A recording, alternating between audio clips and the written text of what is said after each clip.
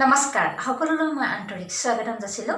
আপোনালোকে নিশ্চয় সকলোৱে ভেকচিন ল'লে যে কৰোনা ভাইৰাছৰ ভেকচিন 1 নম্বৰ 2 নম্বৰ 3টা ড'জ দিছিলে আৰু মই যেতিয়া প্ৰথম ড'জটো ল'লোঁ তেতিয়া মোৰ একো অসুবিধা নাছিলে, বহুত ভাল আছিলোঁ। যেতিয়া মই দ্বিতীয় ড'জটো ল'লোঁ, দ্বিতীয় ড'জটো লোৱাৰ লগে লগে মোৰ বডি কণ্ডিশ্যনটো বহুত বেয়া অৱস্থাত আহিলে। গোটেই বিষ হৈছিলে, এইবিলাক টানি ধৰিছিলে, একদম অৱস্থা বেয়া, একো জীয়াই থাকিব মন নাযায়, সেনেকুৱা এটা কণ্ডিশ্যন আহি পৰিছিলে। আৰু যিহেতু আমাৰ মহিলাসকলৰ মাহেকীয়া ঋতুস্ৰাৱ হয়, সেইটোতো মোৰ ব্যাঘাত জন্মিছিলে, বিষ হৈছিলে খুব বেছি আৰু মেডিকেল চিকিৎসা কৰালোঁ। তাৰপাছত যেতিয়া সেইখিনি ওলায় তেতিয়া ইমান বেয়া গোন্ধ ওলায় নহয়, সেইটো ক'বলৈ বহুত বেয়া লাগে। কিন্তু মই এতিয়া ক'বলৈ বাধ্য, যিহেতু এগৰাকী মই মহিলা হওঁ আৰু নিজেই ভুগিছোঁ। আৰু এটা কথা ক'বলৈ ওলাইছোঁ যে আপোনালোকে এই ভেকচিনটো লৈ কাৰ কি হ'ল মোক জনাব। সকলোৱে লাইক আৰু কমেণ্ট কৰিব, শ্বেয়াৰ কৰিবলৈ নাপাহৰিব। আপোনাৰ সজাগতাই বহুত মানুহৰ জীৱন দান দিব। এতিয়া ভেকচিন লোৱাৰ পিছত, মোৰ দ্বিতীয় ড'জটো লোৱাৰ পিছত বহুত বডি কণ্ডিশ্যন বেয়া হৈ গৈছিলে। এতিয়াও মোৰ ইমান এটা ভাল হোৱা নাই, কিন্তু মই ভাল কৰিবলৈ চেষ্টা কৰি আছোঁ। প্ৰথমতে মই বিভিন্ন ধৰণৰ হাৰ্বেল মেডিচিনো ইউজ কৰিছোঁ আৰু এলোপেথিক মেডিচিনো ইউজ কৰিছোঁ, কিন্তু ইমান এটা সুফল পোৱাগৈ নাই। কিন্তু এতিয়া মই এদিন ইমান চিৰিয়াছ হৈছিলে, যাৰ বাবে মোৰ ভৰিটো এনেকৈ হিলিছে, মূৰটো ঘূৰাইছে ইফালে এনেকৈ ক'বই নোৱাৰিছোঁ, কেনেকুৱা কণ্ডিশ্যন বেয়া হৈ গৈছে। একচুৱেলি কিছুমান মানুহৰ একোৱে হোৱা নাই, সেইটো মই নাজানো মই কি কাৰণত হোৱা নাই, কিন্তু কিছুমান মানুহ এই ভেকচিন লৈ মৃত্যুমুখতো পৰিছে। আমাৰ ওচৰৰ মানুহ হাই প্ৰেছাৰ থকা এজন মৃত্যু হৈছে, আজি ভেকচিন লৈছে কালি মৰিছে। আৰু বহুত মহিলাৰ ঋতুস্ৰাৱৰ প্ৰব্লেম আহিছে আৰু অন্যান্য ঢেৰ কিবাকিবি সমস্যা আহিছে, মানুহবিলাক এলেহুৱা হৈছে, সেইবিলাক কাৰণ। একচুৱেলি এইটো কেনেকৈ ভাল কৰিব পৰা যায়, ইয়াৰ ওপৰত আমি অলপ আপোনালোকক দিহা পৰামৰ্শ দিব বিচাৰিছোঁ।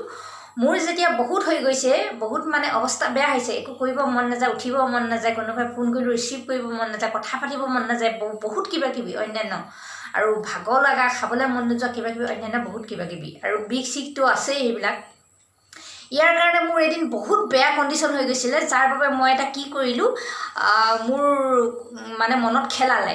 তাৰপাছত মই পানী লৈ ল'লোঁ ইমানখিনি, এইখিনি দেখিছে, খোৱাৰ জোখেৰে 1 গিলাচ, আৰু লগত এইখিনি লৈছোঁ চেনি, এইটো চেনি আৰু এইখিনি নিমখ জোখত লৈ ল'ব, জোখৰ পৰিমাণত ল'ব, ইমানটোমান নিমখটো ইমানটোমান ল'ব আৰু চেনিটো ইমানখিনিমান লৈ ল'ব 1 গিলাচত।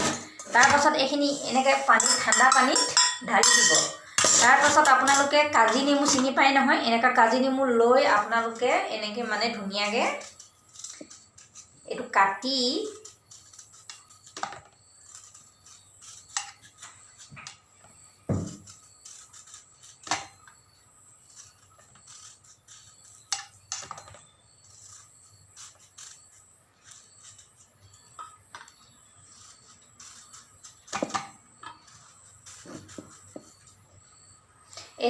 এনেকৈ পানীত চাই থাকক সকলোৱে। আৰু গৰমত এনেও খাবই লাগে, এদিনত 2 গিলাচকৈ খাব লাগে, বেছি গৰম হ'লে এইটো পূৰা এনেকৈ চাই থাকক, এনেকৈ ৰসটো উলিয়াই ল'ব লাগে।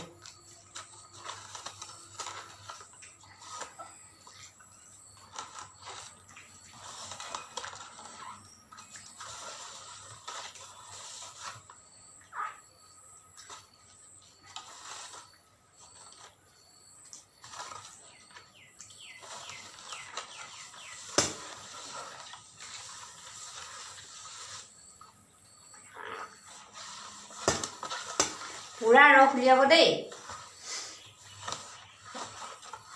পূৰা ৰস উলিয়াই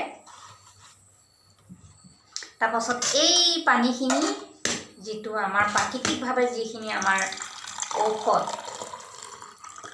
বডি সতেজ কৰে, আৰু এইটো 1 গিলাচ খোৱাৰ পিছত, খালী পেটত নাখাব, খোৱাৰ পাছত 1 ঘণ্টা 2 ঘণ্টা পাছত বেছি গৰম উঠিলে খাই দিব।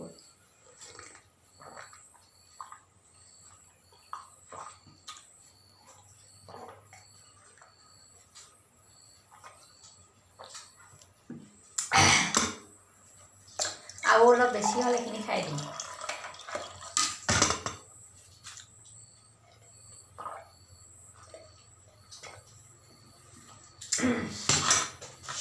এনেকৈ খাই মোৰ বডিটো মানে বহুতখিনি আগত থাকি সুস্থ হৈছে আৰু ভাললৈ আহিছোঁ। ধন্যবাদ। সকলোৱে লাইক আৰু